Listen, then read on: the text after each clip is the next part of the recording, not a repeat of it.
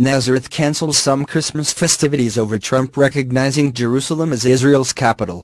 Nazareth, the Israeli Arab city where Jesus is thought to have been raised, has cancelled some Christmas celebrations in protest at U.S. President Donald Trump's recognition of Jerusalem as Israel's capital, an official said. Mr. Trump announced the move last week, reversing decades of U.S. policy and recognized Jerusalem as the capital of Israel, jeopardizing Middle East peace efforts and upsetting the Arab world and Western allies alike. Nazareth, the largest Arab town in Israel with a Muslim and Christian population of 76,000, is one of the Holy Land's focal points of Christmas festivities.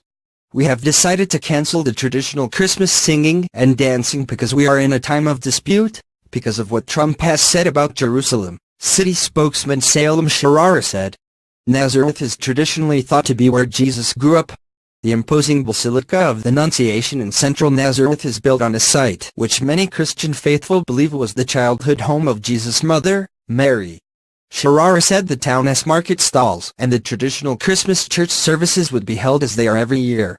Within an hour of the announcement, the Palestinian towns of Bethlehem, Jesus' traditional birthplace, and Ramallah in the Israeli-occupied West Bank briefly switched off their Christmas lights in protest.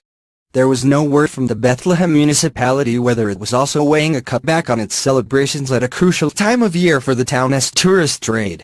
It comes amid a backlash across the region after Mr. Trump announced he would begin the process of shifting the U.S. Embassy in Israel to Jerusalem, after symbolically recognizing it as the capital of the country.